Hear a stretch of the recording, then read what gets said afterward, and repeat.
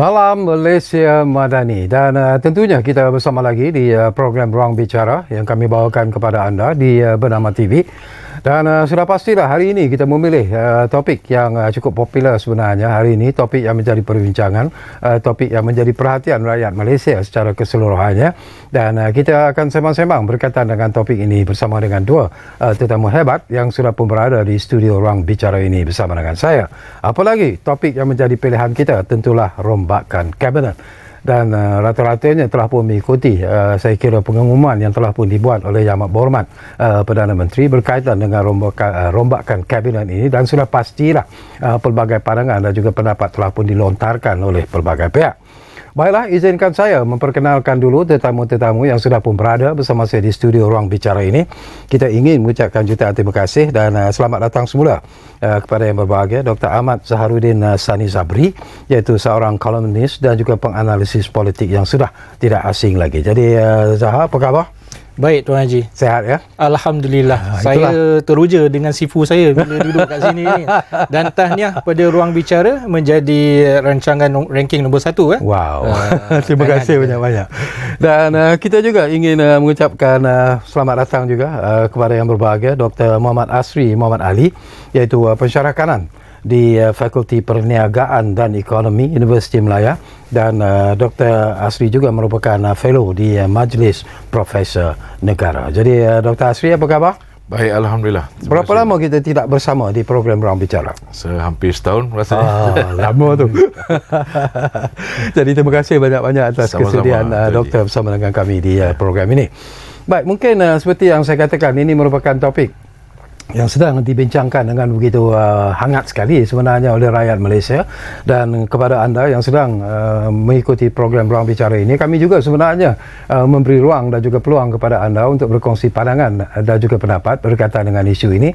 Jadi seperti biasalah kami menyediakan satu talian kepada anda, iaitu di 0326 97 9768. Baik, seperti biasalah kita mulakan dulu bersama dengan Dr. Zaharuddin berkaitan dengan isu rombakan kabinet ini. Pandangan peribadi Dr. Zaharuddin sendiri, apakah rombakan yang diumumkan, rombakan kabinet yang diumumkan oleh Yang Amat Berhormat Perdana Menteri itu memenuhi sebenarnya kehendak semasa? Dia kalau nak menjawab memenuhi atau tidak, itu maknanya kepuasan hati pada masyarakat. Dia bergantung pada individu, Tuan Syagawi. Ada yang setuju, ada yang tak setuju. Betul. Tetapi secara tuntasnya kita lihat setelah setahun perjalanan kabinet ini, maka telah nampak ruang-ruang untuk boleh diperbaiki. Jadi setahun telah berlalu, masing-masing telah ditetapkan KPI masing-masing, bukan sekadar dibentangkan dalam majlis kabinet, tetapi rakyat juga menilai, Tuan Syagawi. Rakyat juga melihat bagaimana prestasi menteri-menteri ini berlaku. Pada masa yang sama, kita kena lihat sememangnya ada kekosongan dalam kabinet tersebut. Bila terdapat kekosongan dalam kabinet tersebut, pastinya perlu ada pada pengisian. Bila perlu pada pengisian, adakah kita sekadar nak isi tempat kosong sahaja, ataupun kita melakukan satu rombakan secara keseluruhan untuk melihat yang manakah lopong yang boleh kita tampal, yang manakah jentera yang mana ataupun skru-skru yang boleh kita perketatkan. Maka inilah ruang yang sedia ada untuk Perdana Menteri kita, dan diambil ruang ini. Dan pada masa yang sama, suasana cukup cantik ketika setahun perjalanan. Perjalanan setahun yang penuh dengan dramatik, yang penuh dengan orang kata ranjau dan duri, berjaya diharungi. Dan maka dilihat sejauh manakah kekuatan yang sedia ada untuk dibawa bahtera ini di tahun-tahun akan datang. Maka mungkin memerlukan kepada nahkoda-nahkoda baharu di setiap jentera tersebut. Maka berlakulah rombakan ini. Okey, saya juga nak dapat pandangan Dr. Asri berkaitan dengan rombakan kabinet ini. Daripada hati kecil Dr. Asri sendiri, apakah Doktor melihat bahawa rombakan yang diumumkan oleh Yang Amat Berhormat Perdana Menteri itu merupakan sesuatu seperti apa yang disebut oleh Dr. Zaharuddin, sesuatu yang perlu setelah setahun kita mengharungi suasana yang pelbagai sebenarnya dari segi ekonomi yang semakin mencabar dan sebagainya. Pandangan Dr. Asri. Ya, cerita rombakan kabinet ni atau dalam bahasa yang digunakan oleh PMX tadi ialah penyesuaian. Penyesuaian. Ialah cerita perjalanan. Kita mengorak langkah seperti disebut tadi selepas tahun untuk 4 tahun ke hadapan bagaimana. Kalau kita lihat apa misi yang telah dikongsi oleh Perdana Menteri setakat ini, seperti dalam apabila dia membentangkan rangka ekonomi madani yang lalu, iaitu untuk menjadikan Malaysia sebagai jaguh ekonomi Asia. Saya rasa ini satu keputusan yang cukup signifikan, yang cukup penting untuk menjayakan agenda itu. Dia memerlukan satu pasukan yang sudah semestinya menyeluruh, ada kompetensi dan mempunyai keupayaan untuk mencapai misi dan visi itu tadi. Dan oleh kerana ini satu keputusan politik, maka sudah pasti dia menimbulkan banyak teka-teki, tanda tanya kan. Ada yang sokong, ada tak sokong. Tapi yang pasti yang pada kita semua rakyat Malaysia, ini adalah pasukan yang kita pertaruhkan untuk menjaga kesejahteraan, untuk membawa Malaysia ke depan, untuk mengeluarkan kita daripada masalah himpitan, belenggu ekonomi, inflasi, kos sara hidup dan sebagainya. Jadi saya rasa ini satu keputusan yang diberi perhatian oleh seluruh rakyat Malaysia kerana dia melibatkan polisi dan keputusan-keputusan di masa akan datang yang akan dilihat boleh atau tidak memberi kesejahteraan kepada mereka. Saya teringat apa dia Dr. Zah, ya, kenyataan yang pernah dikeluarkan oleh Yang Amat Berhormat Perdana Menteri sendirilah sebelum ini, yang mengatakan bahawa mungkin masa setahun itu sebenarnya tidak mencukupi untuk menilai sejauh mana prestasi menteri-menteri yang ada sebelum itu. Tetapi seolah-olah Yang Amat Berhormat Perdana Menteri tidak akan melakukan rombakan kabinet dalam masa setahun ini, tetapi nyata bahawa itu tidak menjadi kenyataan, itu meleset, dan akhirnya atas keberanian Yang Amat Berhormat Perdana Menteri sendiri, ia telah melakukan satu rombakan kabinet. Tetapi bagaimana Dr. Zahar melihat, apakah ini satu keputusan yang tepat sebenarnya dilakukan pada masa yang tepat juga? Kalau saya menjadi Perdana Menteri pun, saya akan buat kenyataan yang sama. Kita terlalu awal untuk berubah kerana kita tidak nak memberi satu indikasi kepada masyarakat bahawasanya perubahan ini akan berlaku dalam masa yang terdekat. Akan menyebabkan ramai orang terlampau, orang kata excited terhadap benda tu. Dan bila berlaku excited ni, kita kena faham masyarakat berpolitik ini dia ramai sangat nak melobi. Jadi kerja tak berjalan. Dia sudah jadi nak melobi jawatan masing-masing, orang ni nak ke sana, orang tu nak ke sini, dan pencaturan ke sana ke sini antara orang-orang bawahan itu juga mengganggu-gugat ekosistem pentadbiran. Jadi kalau saya menjadi Perdana Menteri, saya akan jawab perkara yang sama kerana saya nak ekosistem pentadbiran saya itu berjalan lancar tanpa diganggu oleh gugat oleh siapa-siapa saja, tak kira di dalam ataupun di luar. Pada masa yang sama, saya nak memberi satu signal juga kepada pasukan saya bahawasanya saya bagi tahu kita masih muda, masih baru, please sila, orang kata, tingkatkan prestasi anda, tinggikan lantai anda supaya masyarakat boleh menilai kembali sejauh manakah setahun perjalanan anda itu, adakah perjalanan anda setahun itu cantik ataupun tak cantik. Maka bila dinampakkan ada je masalah di situ, bukan masalahnya maknanya jentera kita tidak berjalan, jentera berjalan, tetapi kita tahu dengan kekuatan yang kita ada itu, kita boleh pergi lebih jauh. Bagaimana untuk pergi lebih jauh, bagaimana nak melonjak negara ini lebih hebat daripada negara lain, maka kita perlukan kepada pertukaran pemain. Seperti bola sepak, taktikal dalam bola sepak juga, bertukar pemain itu adalah satu perkara yang biasa, keluar masuk. Jadi perkara itu janganlah kita katakan bahawa pemain yang dikeluarkan itu pemain tidak baik, tetapi taktikal ketika itu memerlukan satu bentuk pemikiran yang baru, perlukan pada serangan yang kaedah yang berlainan, perlukan pada pertahanan yang lebih kebal, maka susunan atur itu juga harus berubah. Jadi kita harus terima hakikatnya. Pemain itu adalah pemain yang baik, pemain yang bagus. Tetapi taktikal ketika ini, itulah yang terbaik buat negara. Okey, mungkin Dr. Asri memetik daripada apa yang disebut oleh rakan kita tadilah, Dr. Zaharuddin. Ini tentang taktikal. Mungkin saya tahulah dia peminat GDT sudah pasti. Okey, seriously, daripada pengumuman yang dibuat, daripada rombakan telah pun diumumkan, apakah Dr. Asri melihat bahawa ianya merupakan satu line up yang lengkap sebenarnya, line up yang mungkin boleh memenuhi kehendak Yang Amat Berhormat Perdana Menteri untuk kabinet yang baru ini? Okay, dia kalau kita lihat di mana-mana negara pun kerajaan apabila mempunyai visi yang jelas, dia mesti mempunyai pasukan yang mantap untuk menjayakan agenda yang telah diimpikan atau telah digariskan. Dan bercakap tentang negara ini, lebih baik kita lihat di mana kita sebelum ini 10 tahun lalu, di mana kita sekarang, di mana kita akan pergi. Dan pada saya ini lebih bukan soal taktikal, ini berkenaan dengan survival bangsa, soal keutuhan kita sebagai sebuah bangsa. Perjalanan kita dalam mengangkat maruah. Sebab kalau kita lihat ke belakang 10 tahun yang lalu, kita mewarisi satu sistem di mana kita lihat pertumbuhan ekonomi itu agak mendatar.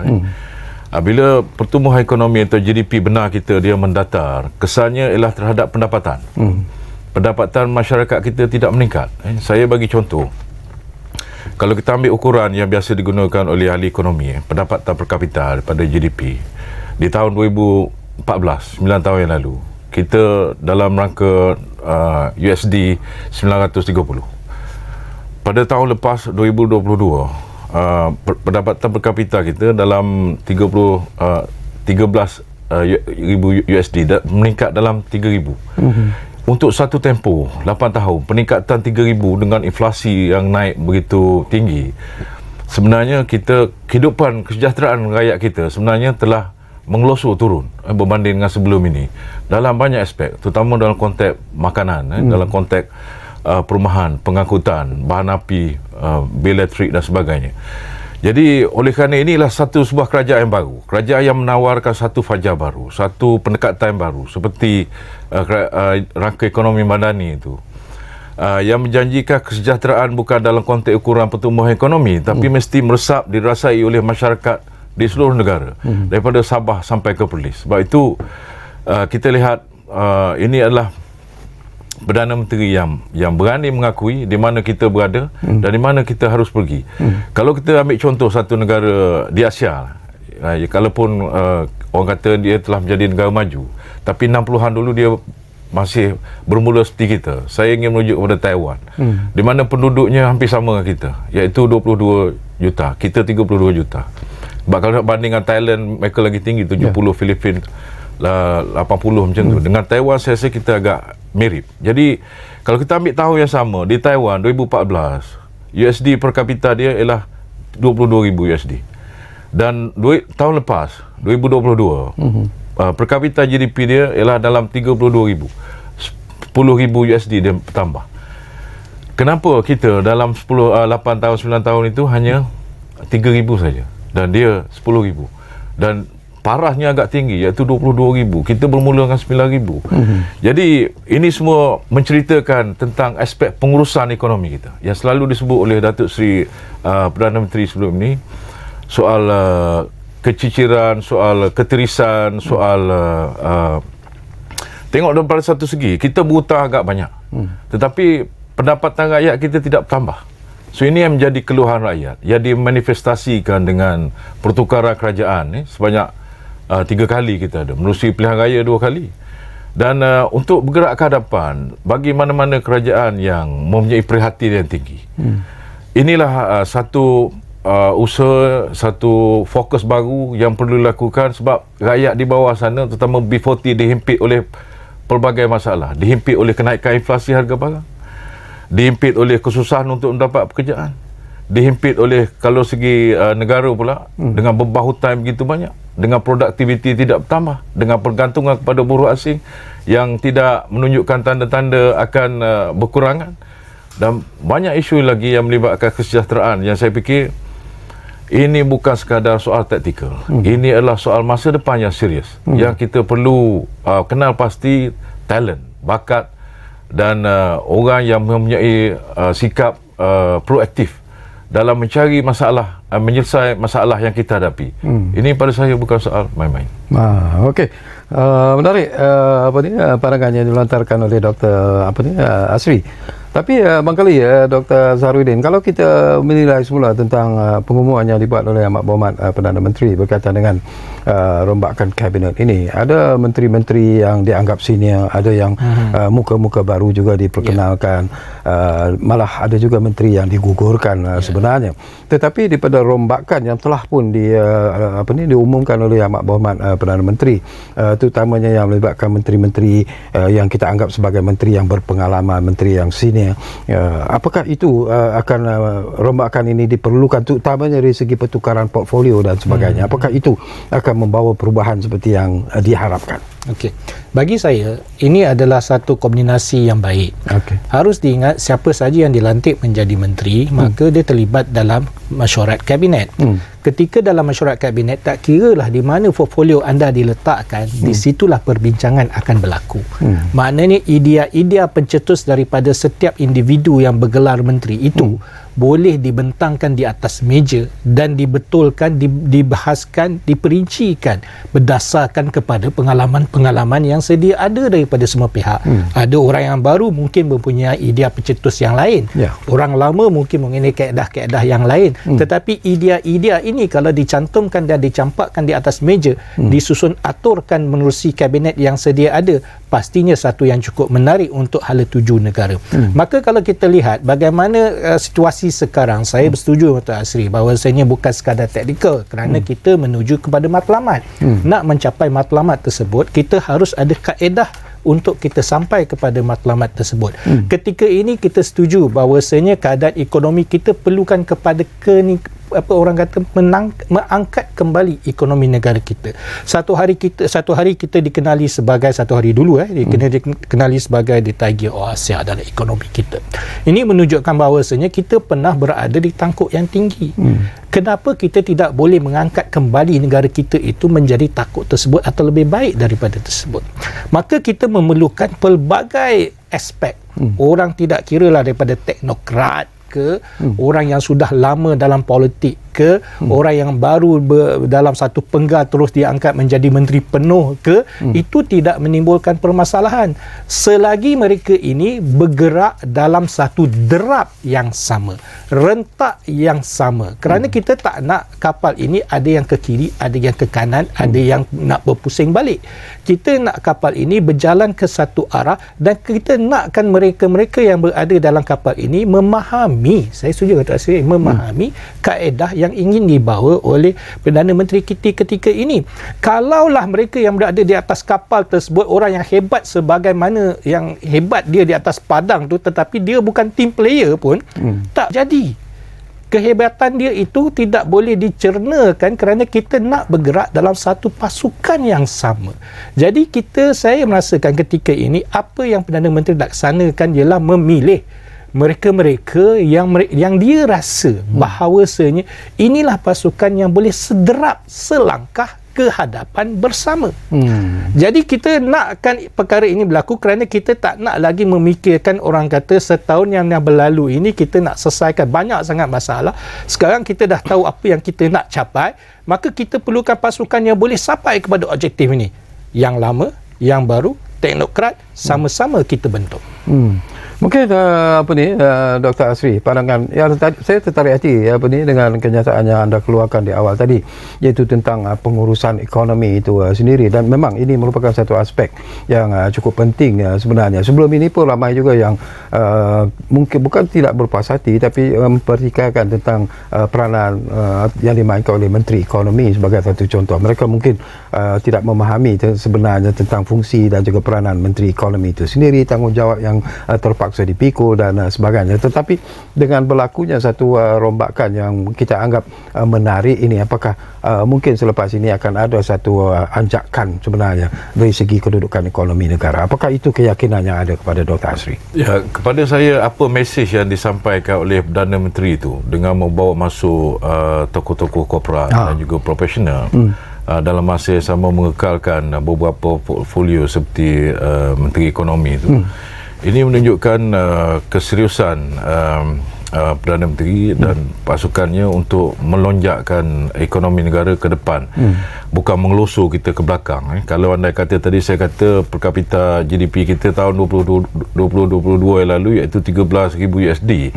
Kalau kita tidak menguruskan dengan baik, dia dengan nilai ringgit yang semakin merosot banding US dollar sekarang ni, kita mungkin boleh 2 tahun 3 tahun lagi mungkin mengundur ke belakang angka itu dan menyebabkan rakyat semakin susah.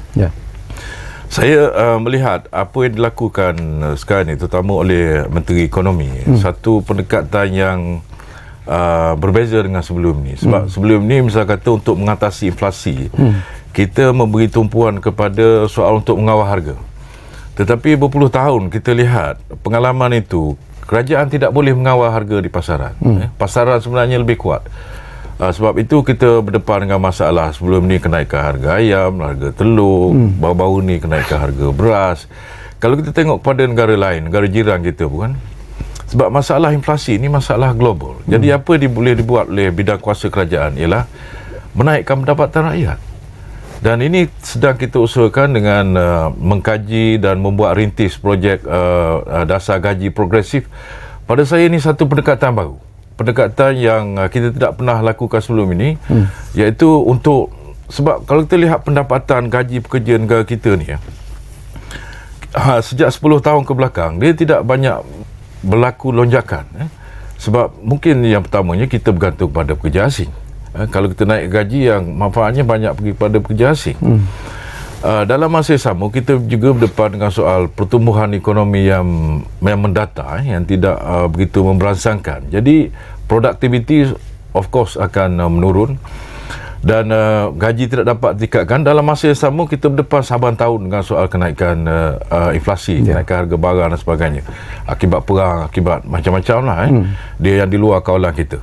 Dan kalau kita lihat di negara jiran kita, mereka melakukan pendekatan ini dengan beberapa sektor tertentu, dan kita telah diberitahu yang kerajaan telah melakukan persediaan untuk bergerak ke arah ini dengan harapan supaya pendapatan rakyat itu, terutama B40 ini, dapat ditingkatkan.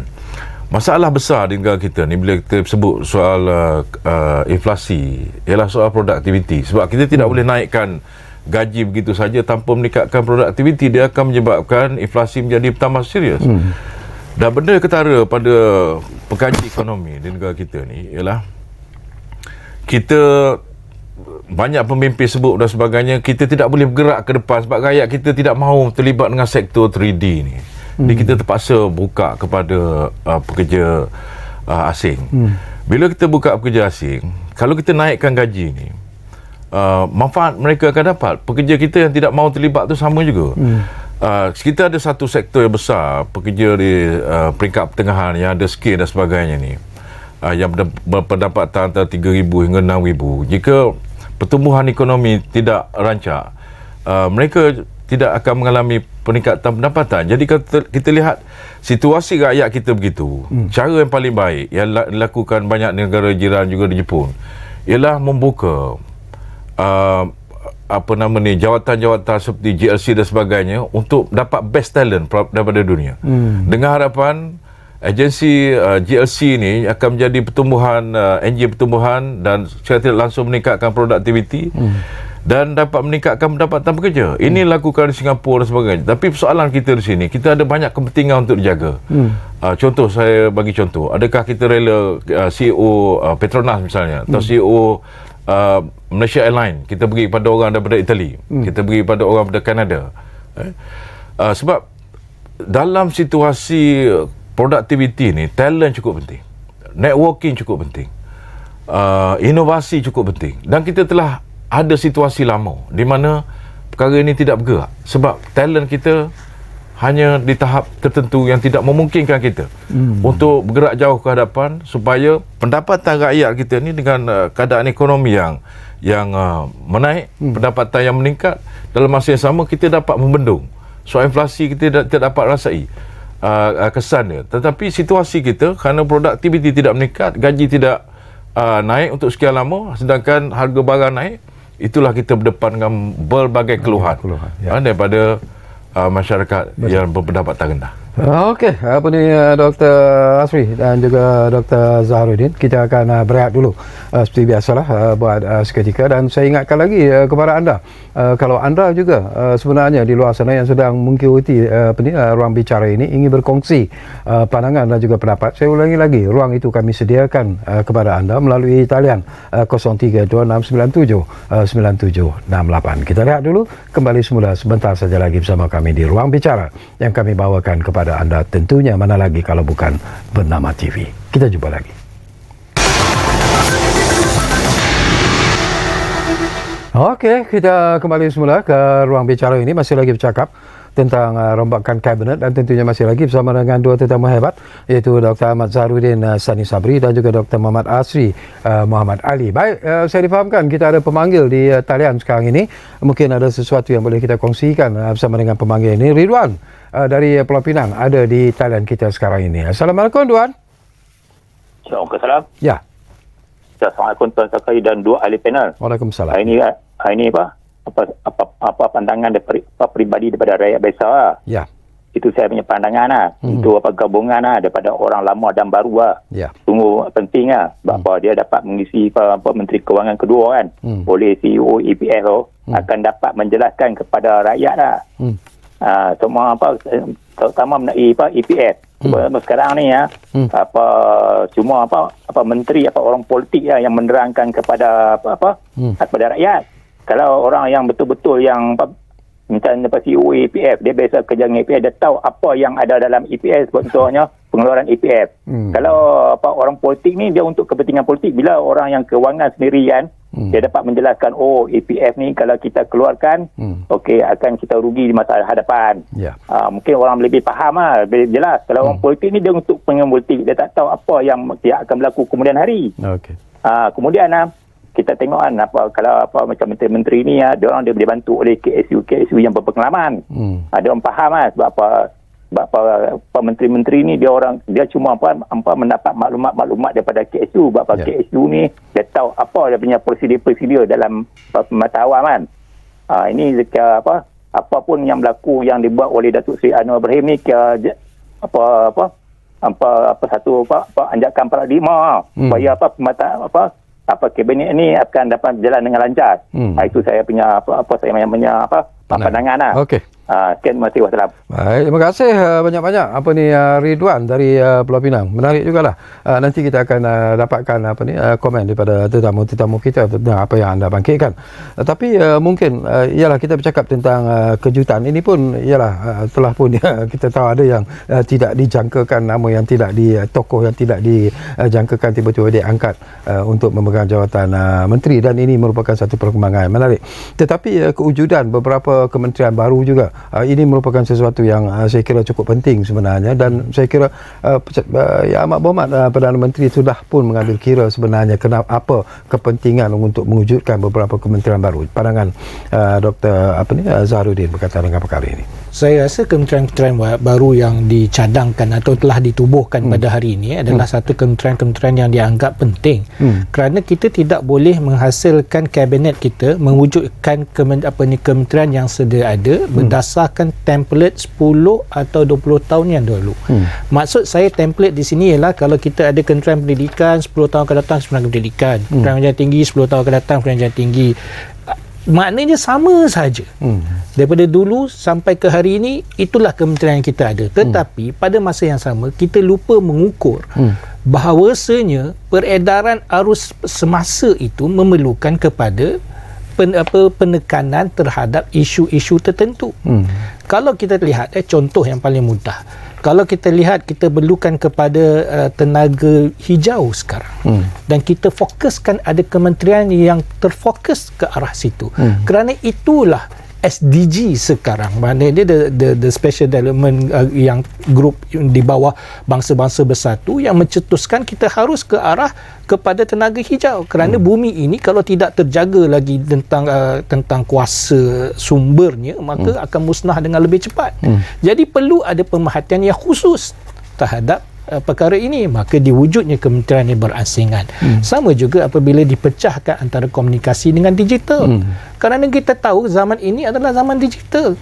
Kalau kita lihat AI, besok orang berganti kita, Tuan Syarkawi, tak perlu dah kita kerana sudah ada artificial intelligence, itu adalah digital. Kalau tidak ada kementerian yang mengawal tentang perkara-perkara sebegini, data-data peribadi kita, keselamatan cyber kita, pengkhususan terhadap digital ini secara khusus, maka kita mungkin akan tertinggal daripada negara-negara yang lain. Kerana itu saya merasakan kewujudan kementerian-kementerian ini bersesuaian dengan kehendak semasa. Mungkin akan datang kita perlu wujudkan kementerian-kementerian yang lain kerana kita tidak tahu perubahan yang sedia ada di dunia ini mungkin memfokuskan kepada perkara yang lain. Tapi tidak bermakna kita mengabaikan perkara-perkara asas. Kesihatan kita tetap kita utamakan, pendidikan kita tetap utamakan, kebajikan juga kita tetap utamakan. Tetapi perkara-perkara yang mendominasi dunia ketika ini juga harus kita fokuskan. Maka perlukan menteri yang baru untuk menjaga perkara-perkara ini. Okey, saya juga nak dapat pandangan daripada Dr. Asri berkaitan dengan kewujudan kementerian-kementerian baru ini. Sebagai contoh tadi disebut sebentar lalu tentang kementerian digital, dan kita tahulah kepentingan kewujudan kementerian digital ini kerana kita sekarang ini bercakap tentang digital economy dan sebagainya. Tetapi satu lagi kementerian, iaitu Kementerian Peralihan Tenaga dan Daya Guna Awam. Ini ada menterinya tentunya lah timbalan yang juga timbalan Perdana Menteri dan iaitu Datuk Seri Fadilah Yusof. Jadi apakah anda melihat bahawa ini kementerian yang penting sebenarnya, terutamanya dalam merubah situasi ekonomi negara dari masa ke semasa, terutamanya dalam berhadapan dengan situasi ekonomi yang tidak menentu secara global sebenarnya? Ya, ini menarik pada saya sebab climate change, global warming, masyarakat dunia mencari alternatif baru untuk semua tenaga. Dan kerajaan kita mewujudkan satu kementerian khusus untuk menangani perkara ini. Sebab dia tidak ada blueprint di mana-mana yang boleh kita ikut. Ini semua eksperimen. Jadi bila eksperimen sudah pastilah di sana ada peluang dan potensi untuk kita pergi ke arah satu sumber tenaga yang baru, seperti tenaga solar ke ataupun hydroelectric ataupun hydroekonomi disebutkan sekarang ini. Ini semua potensi untuk mengembangkan lagi, memacukan lagi pertumbuhan ekonomi kita. Dan dalam masa yang sama, dia juga ada kesan negatif dia. Contoh, kalau di England, di UK, kita tengok kerajaan Rishi Sunak sekarang ni telah menganjak ke belakang polisi zero carbon dia. Sebab dia lihat peralihan itu akan menjejaskan industri dia, terutama industri pengangkutan, industri tenaga yang menyebabkan peluang pekerjaan, pendapatan rakyat dia akan merosot. Jadi oleh kerana dilema ni antara satu segi potensi yang disediakan oleh sektor itu, satu segi ialah kepentingan kita. Adakah kalau kita meneruskan perkara ini dengan membawa electric car contohnya, kesannya lebih kepada memperkayakan negara maju dengan mematikan sektor industri kita. Jadi sebab itu kita barangkali memerlukan satu kementerian khusus untuk melihat perkara ini supaya kepentingan kita tidak terjejas. Dalam masa yang sama kita bergerak ke depan untuk meneroka peluang itu dengan harapan boleh meningkatkan pertumbuhan ekonomi kita pada masa akan datang. Okey. Nanti kita sambung lagi Dr. Asri, ada pemanggil di talian yang agak lama menunggu. Nanti kita kembali semula kepada Dr. Asri dan juga Dr. Zaharuddin. Dr. Muzaffar dari Kuala Lumpur difahamkan sudah pun bersiap sedia di talian kita sekarang ini. Assalamualaikum Doktor. Waalaikumsalam, Syarkawi. Ya, saya. Boleh dengar suara saya? Jelas sekali. Jelas. Apa khabar, Syarkawi? Alhamdulillah, sehat. Sehat, ya? Ya. Sorry lah, lama tak call tu. Sibuk mengajar. Betul. Ni Dr. Muzaffar Shah Melo call daripada KL. Okey, isu rombakan kabinet, ya? Ya. Okey, saya kena pernah betul-betul rombakan, bukan rompakkan. Okey, lawak. Jangan marah. Okey. Ya. So all together I think itu hak mutlak Perdana Menteri lah kan, Syarkawi kan. Dia nak rombak macam mana pun. Tapi tu a little bit sad lah. Apa bilangan kementerian dah bertambah. So bajet nanti pun allocate dah bertambah. Negara kita pula ada masalah kewangan. So apa justification je? Okay, penambahan kementerian dengan duit yang makin berkurang ni. Yang tak tambah. Just number one. Satu lagi ada juga orang-orang yang dilantik daripada kalangan ahli Dewan Negara tu, diorang ni bukannya dipilih oleh rakyat. Ya. Dilantik lain sistem. So macam mana rakyat nak nilai diorang punya performance ni? That will be second issue. Okey. Third issue pula, diorang menteri-menteri ni kat Malaysia ni problem dia susah nak perform sebab I think I blame media jugalah. Sorry lah Syarawi ya, rakan-rakan you lah. Banyak mendewa-dewakan ahli politik kita ni daripada dulu sampai sekarang. Okey. So once you dah dewa-dewakan orang, diorang perasan bagus. So diorang perasan bagus, diorang tak boleh perform lah. So dewa-dewa masuk sini tak ada kritik. Susah sangat nak kritik. Kritik pun bukan main lembut aja. Kalau pembangkang tu straight forward. Tak tahu kenapa. Takut akta hasutan ke? Okay. So itulah dia, media you kena change lah attitude. Okay. You kena berani. Okay, kalau tahu orang salah kena kritik. Semua media saya tengok, Allah hai. Semua tak tahu what's wrong with our media. Daripada dulu zaman saya sekolah sampai dah tua dia mengajar kat universiti pun macam tu juga. Tak ada ubah. Saya seorang yang bersuara. Okay. So itu ajalah pendapat saya nak share malam ni ajalah. Sorry lah kalau pedas sangat Syarkawi ya. Tak apa, pedas. Pedas-pedas kadang-kadang sedap juga. Bagus. Bagi bangun sikit. Okey, Syarkawi. Assalamualaikum. Waalaikumsalam. Terima kasih banyak-banyak. Apa ni Dr. Muzaffar. Nasihat saya mudah je lah. Dr. Muzaffar juga kena kerja dengan media sebenarnya untuk memahami tentang situasi sebenar. Okey, kita akan menjawab persoalan apa ni yang dibangkitkan tadi. Tapi tadi terputus sedikit. Jadi mungkin Dr. Asri ingin menambah tadi daripada apa yang terputus sebentar tadi. Baik, setiap benda baru, setiap teknologi baru, dia ada kesan positif dan ada kesan negatif. Contoh kita ambil digital ni. Dalam usaha kita untuk meningkatkan pendapatan rakyat, sudah pasti kita hendakkan banyak peluang pekerjaan. Digital teknologi, dia automatik mengurangkan peluang pekerjaan. Sebab lagi, ambil bank contohnya. Kalau bank banyak bergantung pada online dan sebagainya, buat apa bank perlu bekerja? Itu sebagai contoh. Jadi di sini saya rasanya signifikan ataupun bertepatan masanya kita letakkan seorang menteri untuk melihat perkara ini dalam ekosistem yang besar, supaya kita nakkan teknologi itu prasyarat untuk kita jadi maju ke depan. Tetap tidak boleh lari, tapi kita perlu mencari di mana batas sempadan yang boleh kita masuki, di mana yang kita patut lindungi. Jadi dalam konteks ini saya rasa satu bertepatan atau bersesuaian dengan situasi, sebab macam saya kata soal renewable energy, peralihan tenaga semua tadi tu, banyak negara telah, terutama UK, negara maju, melihat perkara ini dengan lebih serius, sebab mereka dengar pendapat daripada industri dan sebagainya yang boleh menyebabkan kalau kita beralih, sebab agenda ini dibuat oleh saintis, yang saintis dunia pun berbeza pendapat. Ada saintis yang mengatakan proses global warming ni proses biasa lalu oleh bumi setiap beberapa ribu tahun sekali. Ada itu yang jadi argument Trump kan, yang mereka cakap dulu. Dan ada negara yang merasakan, ada saintis yang mengatakan perkara ini betul. Jadi kita tidak tahu di mana. Tapi apa pun dalam konteks kita, apa saja untuk kebaikan rakyat kita, macam disebutkan tadi. Digital ni yang kita didedahkan hari-hari dengan skema soal rakyat kita hilang berjuta-juta, tapi setakat ini tidak ada tindakan. Sebab operasi dilakukan di luar sempadan kita. Jadi bagaimana untuk mencari satu kerangka institusi atau penguatkuasa dan sebagainya dapat melindungi rakyat kita dalam situasi ini. Tapi boleh tak saya jawab terus apa dia bangkitkan tadi soal, saya rasa itu satu pandangan menarik yang baik, di mana kekecewaan diluahkan kerana pertambahan ministeri. Saya ingin bagi dua perspektif begini. Ahli politik kita ni keluar daripada sekolah pemikiran sama saja, iaitu sekolah pemikiran Barisan Nasional yang berpuluh tahun. Sebab itu template kita masih yang di bawah 80-an dulu. Contohnya METI, Menteri Ekonomi, Menteri Kewangan, tidak banyak berubah, sebab Datuk Seri Anwar pun dari sekolah pemikiran itu.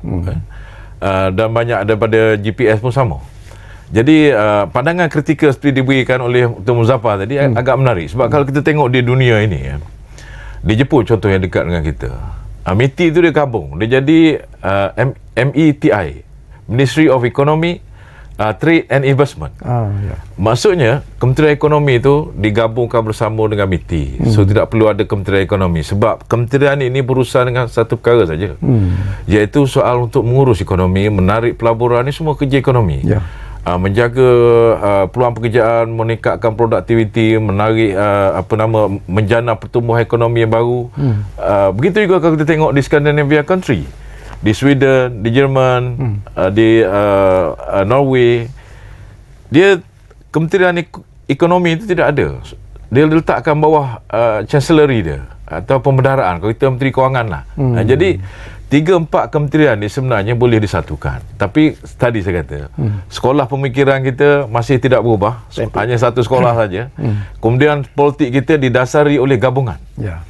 Gabungan parti. Jadi dalam rangka untuk menyusun pasukan, asas ini tidak boleh lagi sebab kerajaan itu dibentuk di atas gabungan itu. Perkiraan keuangan, perkiraan efisien bukan itu saja dalam dunia politik. Keputusan untuk mengekalkan kestabilan, kesepaduan, bergerak ke depan bersama-sama, itu juga harus diambil kira. Kalau kita nak berjimat sangat, tiba-tiba kerajaan itu runtuh, kita paksa membazir duit lagi untuk pilihan raya. Pilihan raya ni pas juta, 2 juta. Hampir berbilion ringgit dibelanjakan. Jadi ini hakikat yang kita perlu lalui. Soal untuk mengurangkan pembaziran kita boleh lakukan segi lain, banyak lagi. Contohnya Perdana Menteri sendiri sehingga sekarang tidak mengambil gaji, sebagai contoh. Banyak alternatif sebenarnya. Saya nak tambahlah biar kita dah rancak tentang perbualan ini kan tadi. Yang pertama, bila kita cerita tentang kementerian yang hanya memfokuskan kepada perkara-perkara tertentu, saya setuju. Contohnya kita ambil Timbalan Perdana Menteri kita, Datuk Seri Fadilah, menjaga tentang renewable energy ini. Dan kita lihat pengalaman di Sarawak, dia orang Sarawak. Sarawak juga telah kehadapan dalam perkara ini ya. Dia sudah ada tenaga hidrogen, penciptaan di situ. Maka mungkin bersesuaian, mungkin sebagai seorang daripada Sarawak yang pernah melihat bagaimana Sarawak menjayakan agenda ini, diangkat menjadi salah satu agenda persekutuan. Itu yang pertama. Nombor 2, kita harus melihat bila kita ada perkara-perkara baru, kita memerlukan kementerian kerana kita memerlukan peraturan dasar, undang-undang. Jadi siapa yang nak laksanakan? Jadi perlukan kepada kementerian yang mempunyai otoriti tertentu daripada menteri tersebut yang dipertanggungjawabkan, kita ada isu ini. Maka apakah pelaksanaannya? Apakah peraturannya? Apakah masa hadapan kita, kertas putihnya dan sebagainya? Maka ini tanggungjawab yang diberikan kepada kementerian baru. Pada masa yang sama, saya nak tambah sikit, jangan ceritalah pasal isu tentang jumlah wang yang saya setuju kerana kita harus lihat secara holistik, bukan sekadar wang semata-mata untuk memajukan negara. Kemajuan negara itu bukan diletak kepada ekonomi, tetapi juga diletakkan kepada keharmonian kita duduk bersama dalam negara ini. Itu satu nilai yang tidak boleh diletakkan dalam sebarang angka. Saya nak tambah satu je perkara sekarang. Kita lihat sebenarnya kita terlampau fokus kepada menteri. Setiap kementerian pun kita hanya fokus kepada menteri. Apakah peranan timbalan menteri sebenarnya? Yang ini yang sepatutnya kita perbincangkan. Saya setuju dengan Dr. Asri tadi, bahawasanya kalaulah ada kementerian-kementerian yang boleh kita gabungkan, kerana dia mempunyai orang kata matlamat yang sama. Kalau berdasarkan kepada ekonomi, mungkin kewangan, ekonomi, perdagangan dan sebagainya, boleh diletakkan di bawah satu institusi. Saya setuju. Maka inilah peranan timbalan menteri sekarang. Kalau menteri memfokuskan terhadap agenda-agenda tertentu, sebagai contohnya menteri memfokuskan tentang pelaburan, membawa masuk pelaburan ke dalam negara. Mungkin kita memberi arahan kepada timbalan menteri, ini agenda anda. Sebagai timbalan menteri dalam kementerian ini, tolong fokus dan jayakan agenda ini. Ini yang saya nak dengar. Kalau boleh selepas ini menteri bagi kata putus, ini saya jaga. Timbalan menteri jaga perkara ini. Maka kalau di parlimen ni kita senang nak tembak siapa. Maknanya kau buat kerja ke, kau tak buat kerja ke, kita dah tahu dah ini bidang kuasa kau, ini bidang kuasa aku. Okey, apa ni Dr. Asri, saya juga nak sentuh tentang apa yang dibangkitkan oleh pemanggil kita tadi lah. Ini berkaitan dengan apa yang dia sebut sebagai, kadang-kadang kita terlalu apa dipanggil mendewa-dewakan lah sebenarnya. Itu dia istilah yang dia gunakan lah, menteri-menteri mendewa-dewakan menteri-menteri yang dilantik, dan kadang-kadang bila mereka tidak perform ataupun menjalankan tugas seperti apa yang diharapkan, kita masih menganggap tak apalah itu ya, kita suka kepada menteri tersebut, jadi biarlah dia menjalankan itu. Jadi ini impak dan kesan ini juga perlu dilihat sebenarnya, Dr. Asri, ya, pandangan peribadi anda. Ya, bila kita menyentuh menteri dan sebagainya ni, dia tidak terlepas daripada pengawasan oleh Perdana Menteri. Sebab menteri kita tidak bebas. dia tahu di mana punca kuasa dia dan dia tahu kenapa dia diletakkan di sana. Kedua, kawalan dia ialah daripada parti itu sendiri.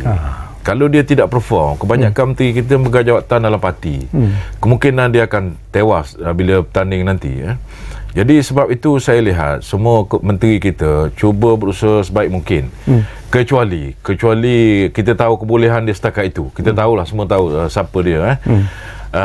Tetapi oleh kerana untuk mengekalkan tadi kesatuan tadi, dia letakkan juga di sana. Jadi sebab kita ni bukan macam sistem presiden. Dia berbeza. Kalau sistem presiden itu dia boleh bawa masuk semua pakar. Macam di Amerika dia bawa masuk bukan orang politik. Sebelum ni kita ada profesor macam Madeleine Albright misalnya, Condoleezza Rice, ni semua profesor daripada universiti. Sebab mereka bukan orang parti dan mereka setiap masa, setiap saat memang bekerja untuk negara.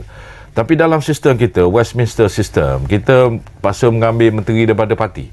Sebab kerajaan kita dibentuk berdasarkan gabungan parti. Jadi perkiraan parti sudah pasti tidak semestinya orang itu mahir atau punya kompetensi dalam bidang yang dia diharapkan tu. Dia terpaksa belajar cepat. Dia terpaksa berurusan dengan birokrat yang telah bertahun-tahun melakukan perkara itu. Dan kalau inilah masalah dalam sistem Westminster sebenarnya, sebab masa diperuntukkan untuk politik tu banyak. Sebab dia terpaksa survive dalam parti dia. Dia terpaksa tunjuk performance dia dengan birokrat dan masa sama dia juga terpaksa tunjuk report card dia kepada menteri. Tetapi seperti saya kata tadi, soal mendewa-dewakan ini saya rasa tidak timbul. Sebab soal masyarakat di negara kita ni simple saja. Sama ada dia sokong, dia tak sokong. Yang dia sokong tu dia puji. Yang tak sokong dia hentam hari-hari dalam media sosial yang kita ada sekarang ni. Saya rasa era sosial media ni kita, demokrasi kita di darjah yang tinggi. Sebab kita boleh ada WhatsApp group, ada podcast yang dibuat, kritik atas bawah kiri kanan. Soalnya ialah bagaimana kita melihat prestasi menteri-menteri kita ini dalam rangka Westminster, dalam rangka sistem Perdana Menteri, dengan pelbagai mekanisme yang saya rasa cukup ketat, dengan pemantauan daripada selain daripada parti, Perdana Menteri, media disebutkan tadi, dan juga pihak NGO dan kawasan parlimen yang diwakili itu. Dr. Asri, saya nak dapat pandangan anda jugalah menjawab persoalan yang dibangkitkan oleh pemanggil kita. Barangkali Dr. Zahar juga boleh sentuh tentang isu ini. Pelantikan daripada tokoh-tokoh yang bukan ahli parti misalnya. Dan saya tahulah ini di-refer kepada Dr. Sri Amir Hamzah, bekas CEO EPF sebagai satu contohlah. Tapi mungkin Yang Berhormat Perdana Menteri tahu tentang kebolehan Datuk Sri Amir Hamzah ini sendiri, sebab itu dia dilantik sebagai Menteri Keuangan yang kedua dalam kabinet Yang Berhormat Perdana Menteri. Tapi pelantikan-pelantikan seperti ini apakah akan menimbulkan konflik juga di kalangan tokoh-tokoh parti lain yang mungkin tidak dipilih ataupun dilantik dalam kabinet? Ini bukan satu amalan baru di negara kita. Semenjak dulu pun kita ada orang daripada pendidikan masuk, orang daripada sektor korporat dibawa masuk. Dan pada saya kita perlu lihat secara positif, sebabnya faktanya begini, mereka bukan orang parti. Mereka tidak luangkan masa untuk bertanding dalam parti. Jadi mereka boleh tumpukan masa dia untuk menyelesaikan masalah di kementerian itu. Dan dengan latar belakang seperti Datuk Seri Amir Hamzah ini daripada dunia korporat yang juga ada pendedahan dalam KWSP. KWSP ni selain menjaga pencen kita, dia melihat soal pelaburan untuk meningkatkan dividen pulangan kepada pelabur. Jadi kepakaran seperti ini kita amat perlukan dalam konteks kita. Yang pertama, berdepan dengan beban hutang. Kita terpaksa servis hutang yang banyak, lebih 1 trilion. Yang kedua, jadi kepakaran dia untuk menyelesaikan hutang, kita perlu mencari pendapatan, menjana pelaburan dan sebagainya, supaya kita tidak menghabiskan pendapatan yang kita ada tu untuk hutang. Kita terpaksa cari pendapatan juga untuk pembangunan. Yang ketiga, kita berdepan dengan nilai ringgit yang semakin menyusut sekarang ni. Dan nilai ringgit ni ada kaitan sangat rapat dengan persepsi pelabur.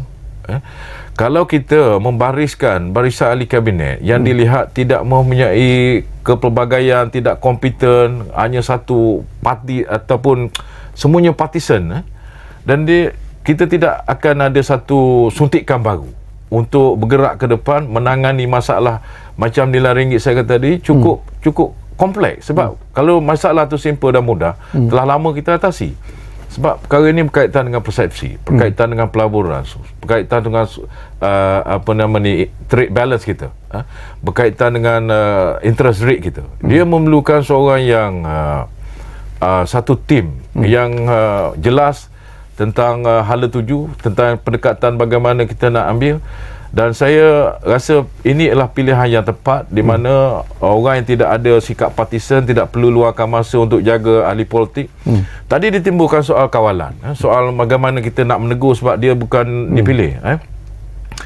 Saya kata tadi semua menteri bertanggungjawab pada menteri, pada menteri. Report card bukan mereka, report cardnya ialah Perdana Menteri. Kalau pencapaian ekonomi kita untuk 3 tahun 4 tahun akan datang menaik, semua menteri yang bekerja ke tak bekerja dilihat positif. Tetapi kalau Perdana Menteri tidak memantau, tidak menunjuk, memberi mendisiplinkan menteri-menteri mereka, dan kita berdepan dengan masalah ekonomi yang semakin teruk, pendapatan semakin menurun, inflasi semakin tinggi, peluang pekerjaan tidak ada, produktiviti tidak ada, kita menghampiri negara gagal misalnya, tanggungjawab itu letakkan Perdana Menteri. Dan kita sebagai sebuah negara demokrasi, kuasa besar ada di tangan pengundi. Itu yang cantiknya berkenaan demokrasi. You perform, we put you back. You tak perform, kita letak orang lain. Ya. Okey, kita tinggal masa 2 minit saja lagi. Masa begitu pantas berlalu sebenarnya dah. Dr. Zahar.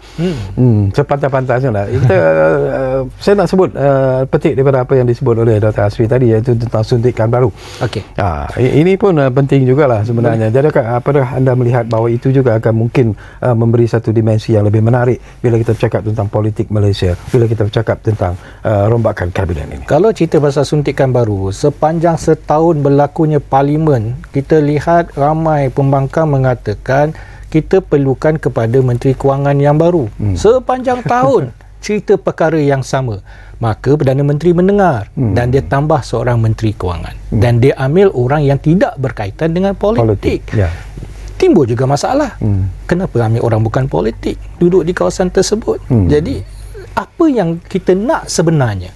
Jadi yang sebenarnya, apa yang saya nak katakan di sini ialah bahawasanya kita nak berjalan ketika ini. Setahun dah berlalu, cukup-cukuplah bermain politik. Kita dah banyak ketinggalan. Kita nak hidup yang lebih baik daripada apa yang kita kecapi semalam.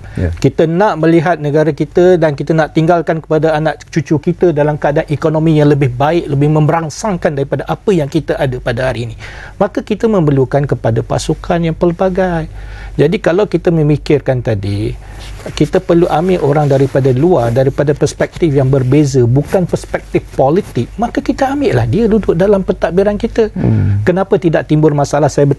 Orang selalu kata ini Westminster system, kebanyakan kita ambil orang politik menjadi menteri. Kalau negara-negara lain pun, kalau kita ambil contoh Indonesia pun, kebanyakan menterinya bukan orang politik.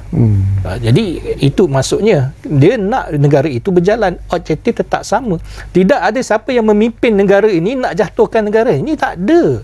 Dia nak tinggalkan legasi yang lebih baik daripada orang kepimpinan-kepimpinan yang ada sebelum beliau. Jadi bagaimana? Dia perlu memilih pasukan yang boleh beliau pimpin untuk membawa negara ini ke peringkat yang lebih baik supaya termaktub dalam buku sejarah nanti. Inilah hasilnya. Okey, terima kasih banyak-banyak kepada Dr. Ahmad Zahrudin. Setinggi-tinggi terima kasih kepada Dr. Muhammad Asri. Banyak lagi persoalan yang ingin kita kongsikan. Kita belum lagi pergi kepada detail kementerian-kementerian, nama-nama menteri, baik yang lama dan yang baru dan sebagainya. Tapi insya-Allah dalam masa yang mendatang ini kita duduk lagi bercakap tentang isu ini, kerana saya percaya bahawa isu ini akan terus dibincangkan oleh rakyat Malaysia dari masa ke semasa, dan sudah tentulah pelbagai pendapat, pandangan akan dilontarkan. Malah esok dalam media pun kita boleh mengikuti segala komen-komen yang akan dikeluarkan nanti. Tapi kepada anda kami memohon maaf kerana tak dapat nak pergi secara detail sebenarnya, kerana banyak masa yang begitu suntuk untuk kami. Tapi insya-Allah dari masa ke semasa Ruang Bicara akan membawa topik ini untuk anda, dan kita akan berkongsi bersama secara terbuka. Jadi terima kasih kepada anda menumpukan perhatian bersama kami di Ruang Bicara, dan jangan lupa seperti yang selalu kami janjikan kepada anda, Ruang Bicara akan terus berbicara bersama anda dari masa ke semasa. Kita jumpa lagi.